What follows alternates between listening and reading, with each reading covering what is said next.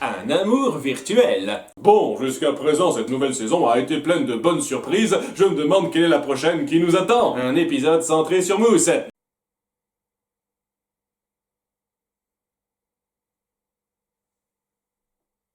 Ouais! Vous ne vous êtes jamais demandé ce que fait Mousse quand il n'est pas ici au Mystery Shack? Non. Tu veux dire, à part vous accompagner dans chaque putain d'activité que vous faites? Sa grand-mère s'inquiète de son célibat. Tu es un homme maintenant. Dans un sens, il est peut-être temps que tu rencontres des filles. Ouais, je te signale que j'ai failli en épouser une le temps dans l'épisode. On se concentrera donc sur Mousse qui a du mal à aborder les filles. L'excitation me gagne, vous savez pas à quel point. Votre visage est joli. Je m'appelle Mousse.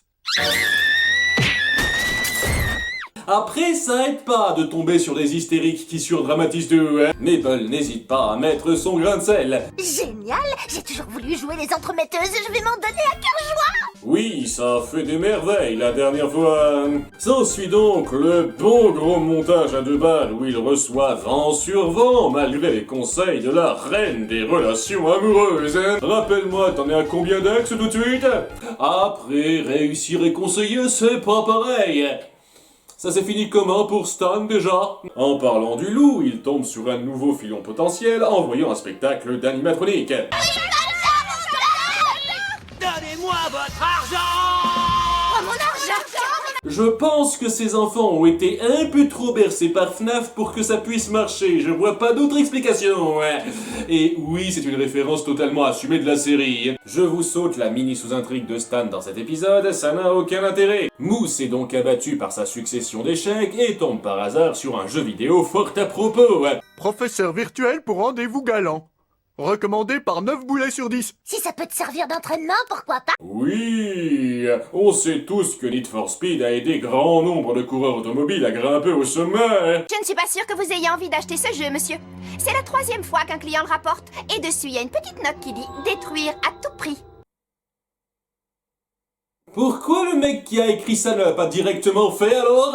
Ils achètent donc le CD, Mousse le lance et je dois admettre que le style jeu de drague japonais est respecté à la lettre. L'aspect kawaii de l'héroïne, le menu typique parfaitement repris, on sent vraiment que les créateurs de cette série connaissent et respectent les jeux vidéo qu'ils parodient. J'aurais même tendance à penser qu'ils ont un peu influencé la sortie d'un certain jeu quand on sait ce qui se passe ensuite.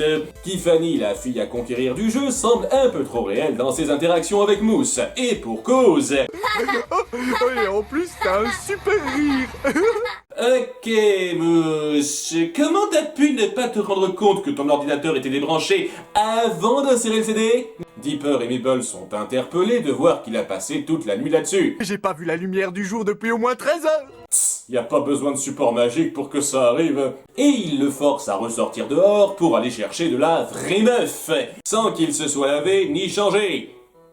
Ouais, il a toutes ses chances. Mais Giffany, qui maintenant possède le pouvoir de Xana, à se demander comment les anciens joueurs ont pu la rendre en entier, se transporte au centre commercial pour être avec son chéri. Je suis spéciale.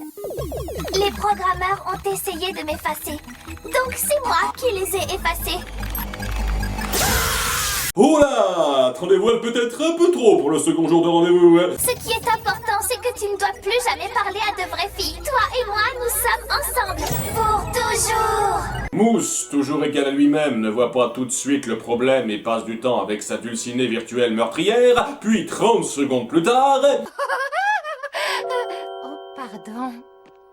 Je trouve que c'est drôle de voir un adulte s'amuser sur un petit train pour enfants. Ah, mais quelle coïncidence! Une femme bien réelle qui lui correspond vient l'aborder!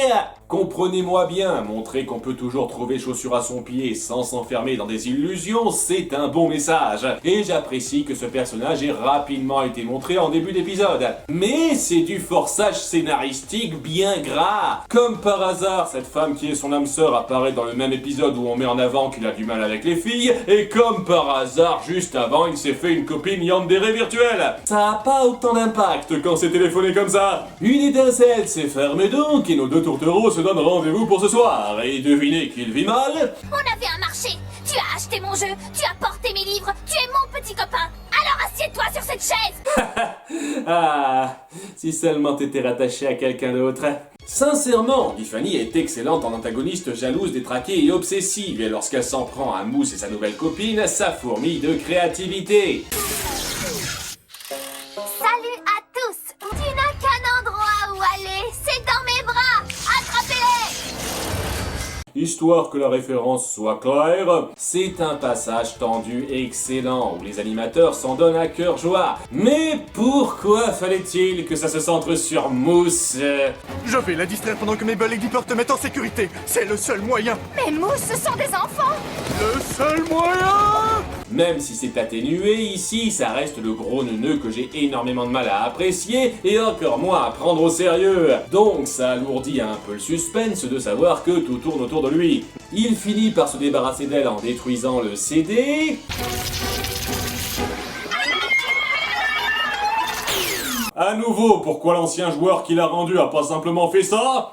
C'était si important pour lui de se faire rembourser 20 $. Et autre chose que j'apprécie bien, son amoureuse comprend les circonstances et ne le lâche pas pour ça. Crois-moi si tu veux, j'ai connu des rendez-vous bien pires. Ah oui?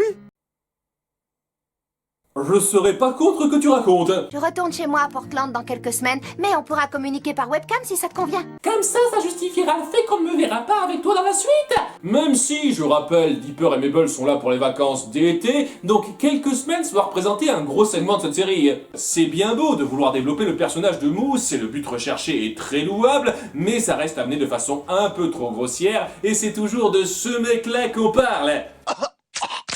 C'est mal poli de les remettre dans sa bouche. Mal poli ou pas, moi j'ai faim. Oh. Ça s'oublie pas comme ça. Et c'est dommage car l'antagoniste est extrêmement fun et créative en apportant énormément de moments drôles et prenants. Grâce à elle, l'épisode arrive à être sympa à suivre, mais je regrette un peu qu'elle n'ait pas été insérée dans une meilleure intrigue. Un peu comme son collègue masculin. L'amour est vainqueur. On a réussi. Oui, je suis tellement heureuse. Vous nous avez suivis toute la journée? La vie de Mousse, c'est mon feuilleton préféré. Tu devrais songer à déménager, mec.